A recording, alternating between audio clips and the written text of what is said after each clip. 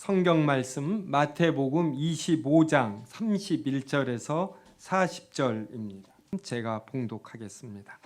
인자가 자기 영광으로 모든 천사와 함께 올 때에 자기 영광의 보좌에 앉으리니 모든 민족을 그 앞에 모으고 각각 구분하기를 목자가 양과 염소를 구분하는 것 같이 하여 양은 그 오른편에 염소는 왼편에 두리라.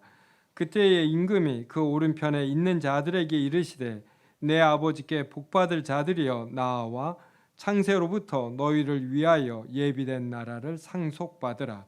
내가 줄일 때에 너희가 먹을 것을 주었고 목마를 때에 마시게 하였고 나그네 되었을 때에 영접하였고 헐벗었을 때에 옷을 입혔고 병들었을 때에 돌보았고 옥에 갇혔을 때에 와서 보았느니라.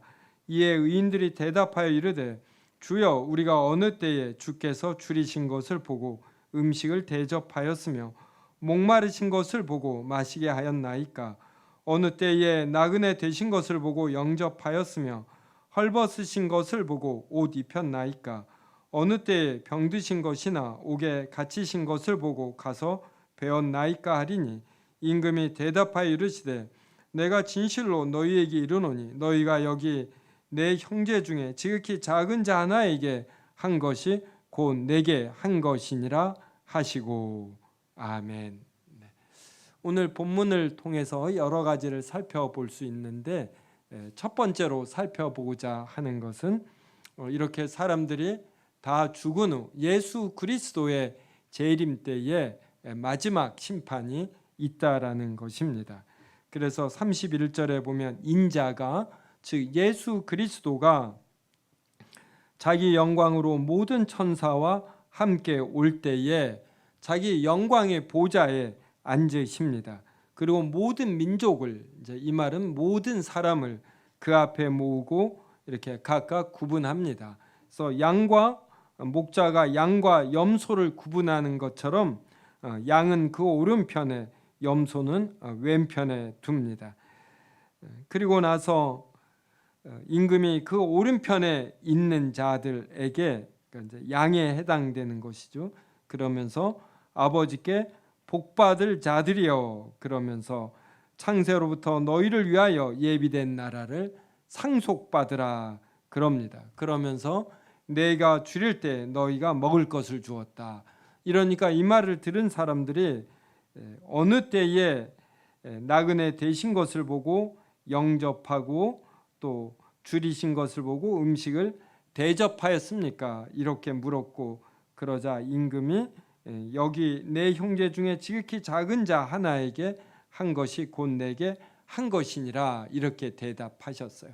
그래서 모든 사람이 이제 죽은 이후에 예수 그리스도의 재림 때 모든 사람에 대한 심판이 있다라는 것, 이제 이것을 우리가 꼭 알아야지 됩니다. 그래서 다른 사람들은 우리를 다 몰라도 하나님은 우리의 모든 것을 아시고 심판하십니다. 그리고 41절서부터는 왼편에 있는 자들에게 이제 하시는 말씀인데 앞에 말한 내용을 다소 반대로 한 것이다. 이제 이렇게 여기면 됩니다. 그래서 이제 우리가 첫 번째로 살펴본 곳 예수 그리스도의 재림 때 마지막 심판이 모든 사람을 향하여 있다라는 것. 그리고 두 번째 살펴볼 것은 이 본문을 잘못 이해하면 예수 그리스도를 믿지 않아도 어느 이런 불쌍한 사람에게 잘하면 이것이 바로 예수 그리스도께 한 것이 된다. 이제 이렇게 비약해서 생각할 수가 있습니다.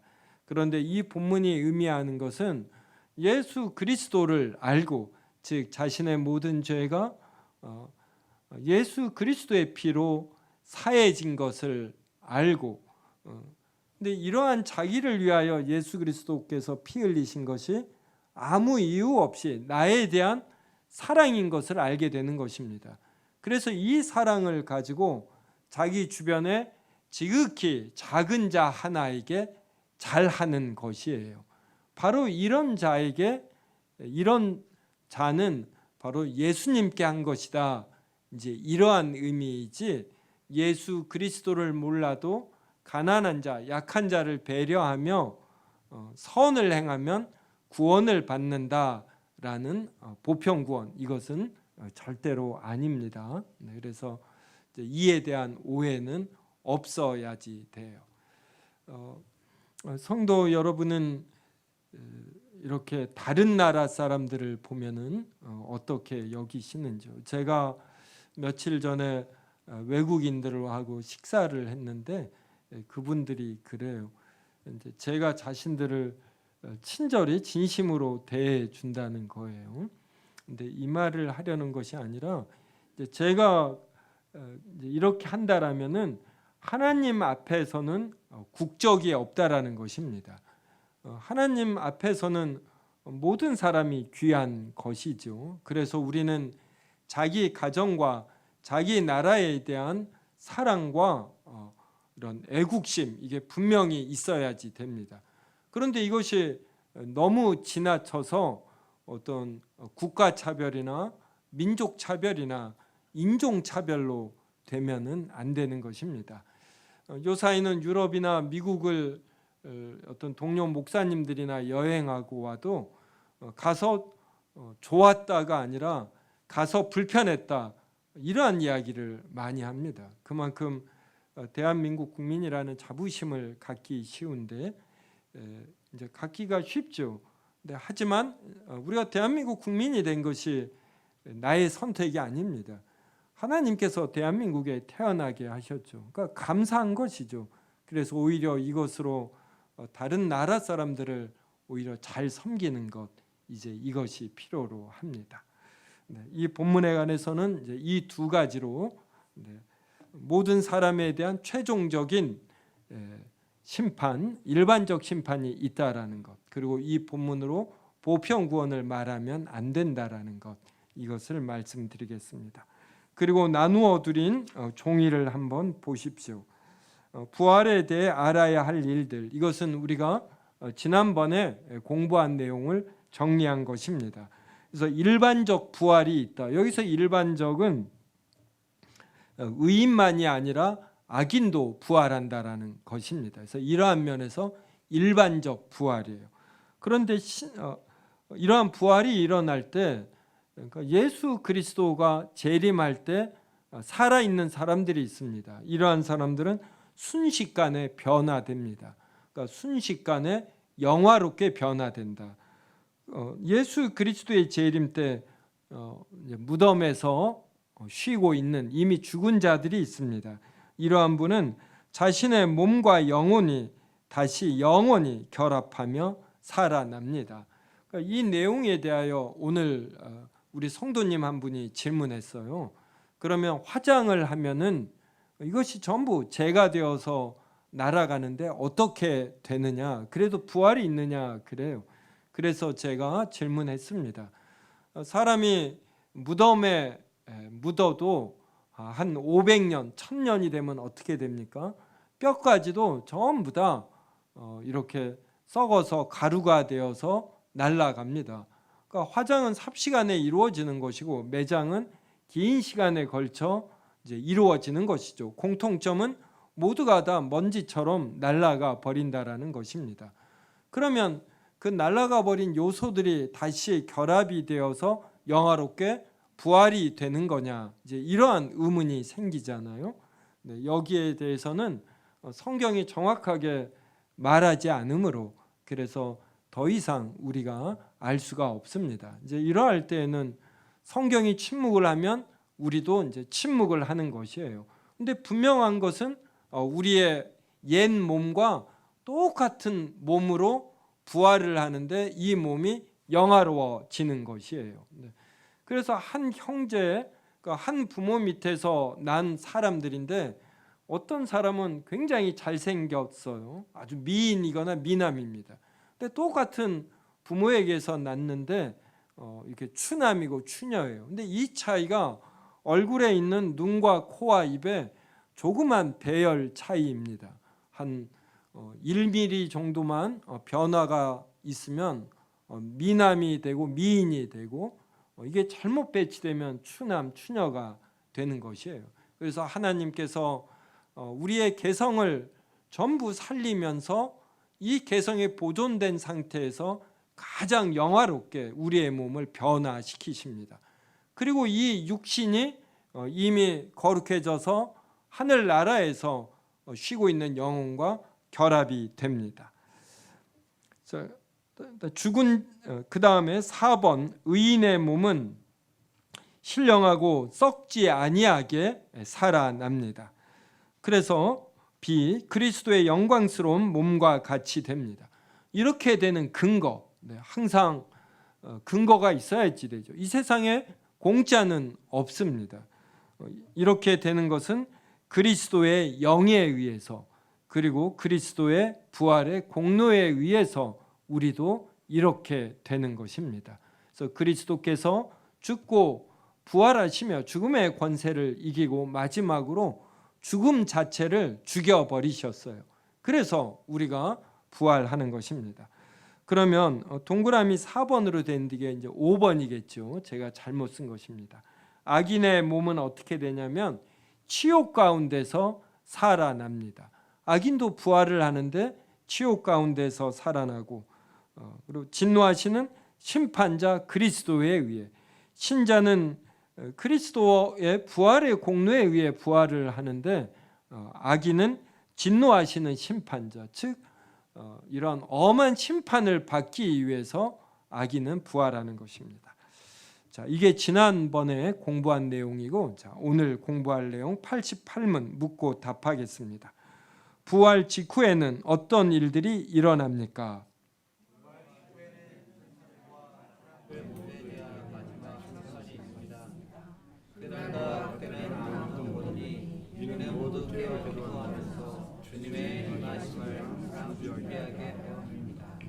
그래서 부활 직후에 일어나는 일들은 천사들 그리고 사람들, 그래서 인격적 존재가 천사와 사람이 있습니다. 그래서 이렇게 자유의지를 준 인격적 존재들에 대해서는 하나님께서 최종적 심판을 하십니다. 그 심판의 때는 아무도 모릅니다. 그러므로 모두가 깨어서 주님의 재림을 늘 준비해야 합니다. 이때를 알면 자신이 하고 싶은 대로 살다 주님이 오시기 전 한 며칠 전서부터 거룩한 삶을 이제 살지 모르죠. 근데 이러한 사람은 참되게 구원받았다 할 수가 없습니다. 그래서 이러한 명확한 구절에 의해서 우리는 주변에 예수 그리스도께서 언제 재림하신다 이렇게 날과 시를 말하는 사람이 있으면 어떻게 생각해야지 돼요? 이단이다. 이것은 무조건 틀린 것입니다. 성경에 명백하게 나와요. 그래서 제가 1992년인가 영국에서 유학을 했는데 그때는 코리아에서 왔다 그러면 사람들이 잘 몰랐어요. 그래서 조금 아는 사람들은 꼭 1988년에 일어난 올림픽을 이야기했습니다. 그래서 88 올림픽이 세계 한국을 알리는 아주 중요한 기회였어요. 그리고 한국이 노스 코리아와 사우스 코리아로 나뉜 것도 유식한 사람 이외에는 잘 몰랐습니다. 그런데 한국이 크게 알려질 때가 있었어요. 그게 뭐였냐면 다미 선교였어요. 그래서 다미 선교에서 예수님이 언제 오신다 그랬잖아요. 그래서 그때 BBC를 비롯해서 굉장히 이거를 취재를 많이 했습니다. 그래서 그때 사람들이 너 한국에서 왔다고 했지. 그래서 이걸 이렇게 물어봤습니다. 다미 선교회가 옳은지 그른지 이 구절에 가면 너무나 명백한 것이에요. 그래서 주변에 예수님이 언제 오신다 이렇게 말하면 이단으로 알고 심지어는 예수님이 몰래 이미 와 계신다 이것도 이단입니다. 자, 그다음 89문 보겠습니다. 묻고 답하겠습니다. 심판 날에 악인은 어떻게 됩니까?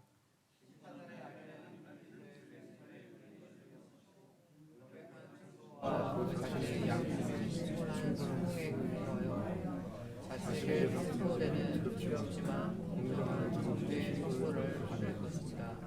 그 선고에 따라 하나님의 은혜에 의해서 그리고 그리스도와 그분의 성도들과 그분의 모든 거룩한 천사들과 같은 영광으로 무대에 떨어져 지옥으로 던져질 것입니다. 그곳에서 영영 모두에게 거쳐 말할 수 없는 고통, 마귀와 마귀의 사자들과 함께 영원히 형벌을 받을 것입니다.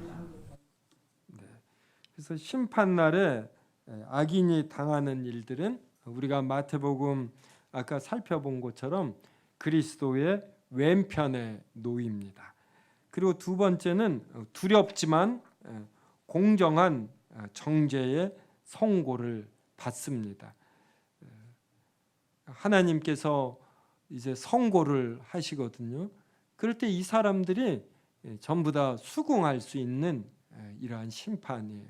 이것은 명백한 증거가 있기 때문이고 양심이 아무리 악한 양심일지라도 수긍할 수밖에 없는 것입니다.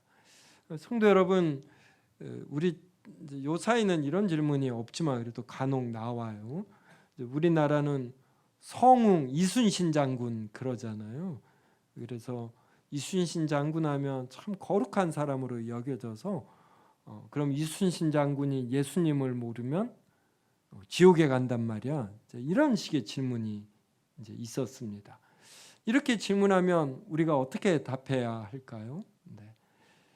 근데 이제 하나 여기에 근거하면은 하나님께서 이제 마지막 심판날 이순신 장군에게 딱 선포를 하셔요.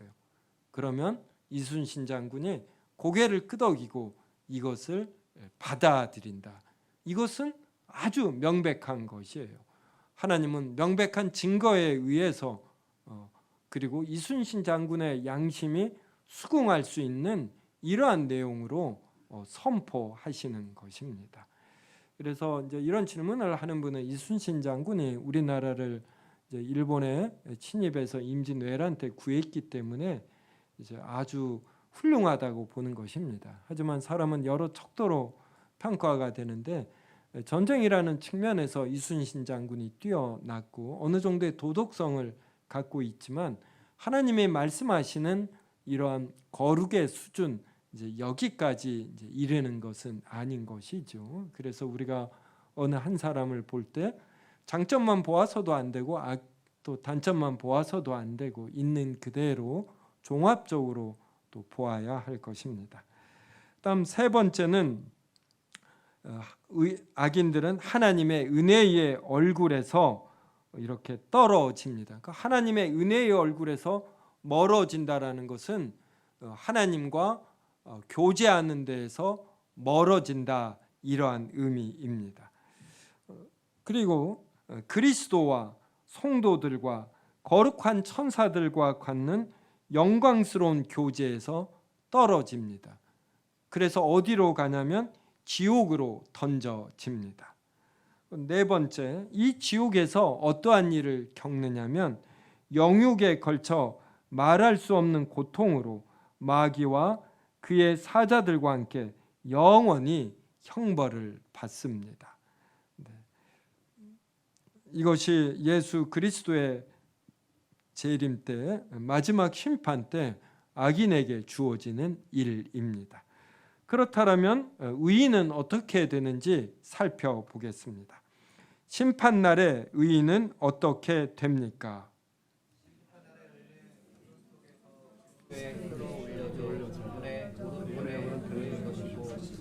거기서 법적으로 인정받으며 무죄가 선고되고 타락한 자들과 사람들을 판단하는 일에 그분과 함께 주며 하늘로 주목할 것입니다. 거기서 모든 죄와 비참에서 온전히 영원토록 벗어나고 상상할 수 없는 기쁨으로 가득차고 영광의 모두에 걸쳐 완전히 거룩하고 거룩하게 될 것입니다. 수많은 사도들과 거룩한 천사들과 어울리게 되는데 특별히 하나님 아버지와 주 예수를 부르시고 성령을 영원히 붙잡으며 향할 것입니다. 바로 그것이 우리 교회의 죄들의 부활과 심판날의 영광 속에서 그리스도와 함께 우리를 완전하고 충만한 존재입니다. 그래서 악인은 그리스도의 왼편에 선인은 그리스도의 오른편에 놓입니다. 그때 구름 속에서 그리스도에게 끌어올려져 그리스도의 오른편에 놓입니다. 그리고 악인은 두렵지만 공정한 정죄의 선고를 이제 받는데 선인은 공적으로 선한 자라고 인정받습니다. 그러면서 아무 죄가 없다라고 선고됩니다. 이 근거는 예수 그리스도의 피가 우리의 모든 죄를 덮었기 때문에, 대속했기 때문에, 그리고 받아야 할 벌을 예수님이 다 받으셨기 때문에, 그래서 죄와 형벌을 모두 다 담당하셨기 때문에 우리는 무죄다 이렇게 선고됩니다. 다음 세 번째가 타락한 천사들과 사람들을 판단하는 일에 그리스도와 함께 참여합니다. 그리스도와 하나가 되어서 타락한 천사들과 사람들. 그래서 여러분을 힘들게 한 악인들 있죠. 하나님을 믿지 않는 자들. 그가 이 땅에서 살아야 100년입니다. 그냥 잘 먹고 잘 살라고 놓아두셔요. 그리고 이 마지막 날 이에 대한 심판이 있는 것이에요. 이것을 생각하면 우리가 여유가 생기고 오히려 우리를 돌아보게 됩니다. 이것이 그리스도인이 가져야 할 자세고 여유가 됩니다. 그리고 하늘로 영접이 돼요. 여기서 하늘로 영접이 된다라는 것은 이제 새 하늘, 새 땅이 주어지는데 바로 이곳에서 살도록 영접이 된다 이러한 이야기예요. 그래서 영혼, 우리가 죽었을 때 우리 영혼만 가는 이러한 하늘나라가 있고 예수 그리스도의 재림 때 우리에게 주어지는 새하늘 새 땅이 있습니다. 그래서 새하늘 새 땅은 부활한 인격체가 사는 곳이고 우리가 죽어서 우리의 영혼이 거룩해져서 가는 곳은 영혼들만 거하는 곳입니다. 동그라미 5번 보면은 바로 이 새하늘 새 땅에서는 모든 죄와 비참에서 온전히 영원토록 벗어납니다. 며칠 전 뉴스를 보았는데 해안가에 바다에서 밀려오는 쓰레기들로 이렇게 몸살을 앓고 있다 이렇게 말을 해요. 이러하듯이 사람이 사는 세상에는 항상 가시덤불과 엉겅퀴가 있습니다. 꼭 쓰레기가 나오지 않습니까? 우리가 뭘 먹으면 꼭 화장실을 가야지 되고 사람들이 모여 있으면은 가시덤불과 엉겅퀴에 해당하는 그 최소한 그 비율만큼은 우리와 잘 맞지 않는 사람들이 있는 것이에요. 근데 이러한 것들이 모두 다 해결된다 그 이야기예요. 그래서 모든 죄와 비참에서 온전히 영원토록 벗어나요. 그래서 이제 새 하늘 새 땅에서 우리가 죄를 짓지 않습니다. 이 마음에 악한 생각이 일지 않는 것이에요. 알코올 중독에 걸린 분도 술이 더 이상 먹고 싶지 않고 도박 중독도 더 이상 도박하고 싶지 않고 그 다음에 비참한 현상이 없어져요. 우리는 지금 좋은 대학을 가고 싶어도 경쟁이 심하잖아요. 그럼 여기에 떨어진 사람에게는 이게 비참함이 되는 것입니다. 그래서 이러한 어떤 대입 경쟁이라든지 직업의 귀천이라든지 이런 것 자체가 새하늘 새 땅에선 사라지는 것이에요. 또 어느 나라 국민이냐라는 거 이러한 것도 사라지는 것입니다. 그래서 우리는 애국심을 갖되 어떤 민족주의, 인종주의 이러한 거에 빠지면 절대로 안 됩니다. 다음 동그라미 6번 상상할 수 없는 기쁨으로 가득 찹니다. 성도 여러분 인생 살 때 이 땅에서 내 기쁘신지요? 제가 좀 밝은 편입니다. 그런데도 어떤 때는 좀 이렇게 약간 우울해지고 이런 것이 있어요. 근데 하늘 나라에 가면은 상상할 수 없는 기쁨으로 가득 찹니다. 7번 영과 육 모두에 걸쳐 완전히 거룩하고 행복하게 된다. 육신의 고통이 이 땅에 있으면 얼마나 힘든지 몰라요. 근데 제 친구 한 명이 정일학원의 유명한 영어 강사입니다. 어느 날 연락이 와서 병원에 갔어요. 그랬더니 암에 걸린 거예요. 암에.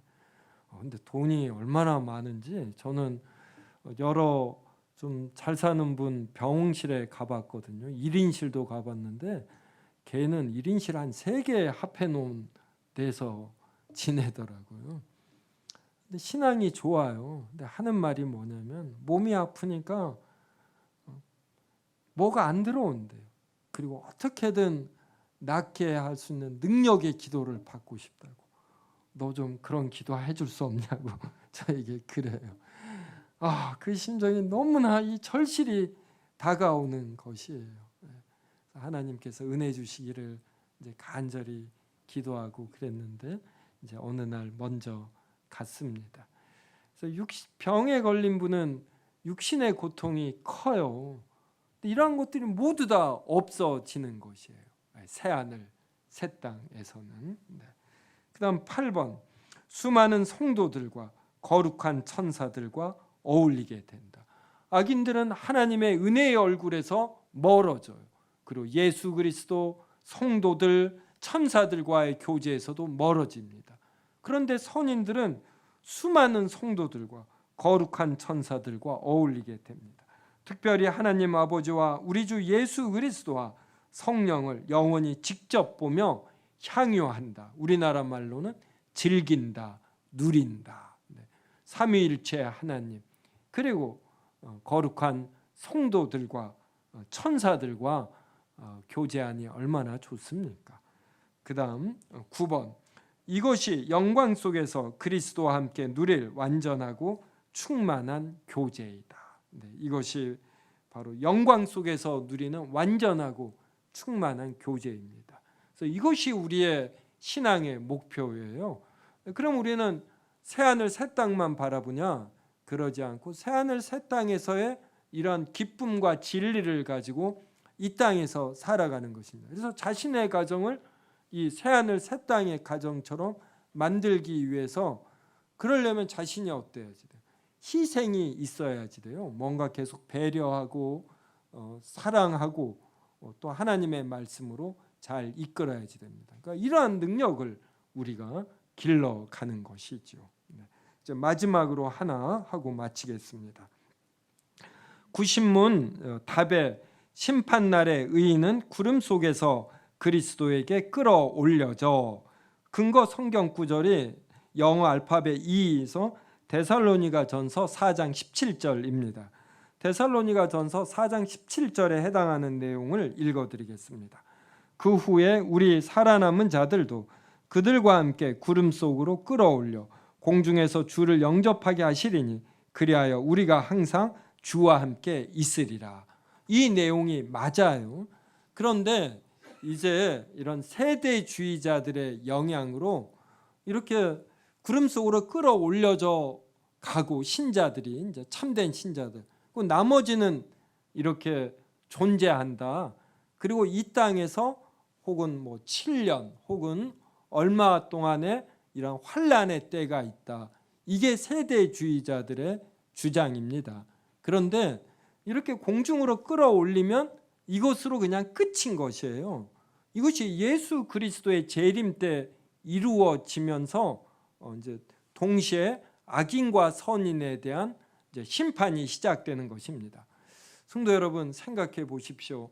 우리 성도들 중에 저도 제가 아는 분들 중에 지하철 운전 기관차 운전수가 있어요. 신앙이 좋거든요. 예수님이 재림하실 때 공중으로 끌어올려졌어요. 그러면 그 기관차 어떻게 됩니까? 이거 엄청난 대형 사고가 나는 것이에요. 비행기를 모는 조종사가 하나님을 잘 믿어서 공중으로 끌어올려졌다. 비행기를 몰다 구름으로 끌어올려지니까 짧게 올려져 가겠네요. 그럼 그 비행기는 어떻게 돼요? 9.11 테러처럼 어느 건물에 부딪히면 대형 사고가 일어나는 것이에요. 그래서 이제 이만큼 사람의 선입관이라는 것이 무섭습니다. 그래서 많은 분들이 이 규절을 보고서 이렇게 우리가 휴거라고 해서 많이 들어봤거든요. 이걸 생각하는 것이에요. 그래서 세대주의자들은 하나님께서 세상을 이끄시는데 구원 역사를 하는데 뭐 7단계로 이렇게 세대별로 나누어서 한다 이렇게 주장을 합니다. 그래서 예수 그리스도가 오시기 전에 이제 이러한 기간 1000년 동안 이제 성도들이 이 세상을 다스리게 된다. 이제 이렇게 주장을 하는 것이에요. 이것은 잘못된 주장입니다. 제가 한번 이런 세대주의자들의 주장에 관해서 한번 이제 전하는 때 갖겠습니다.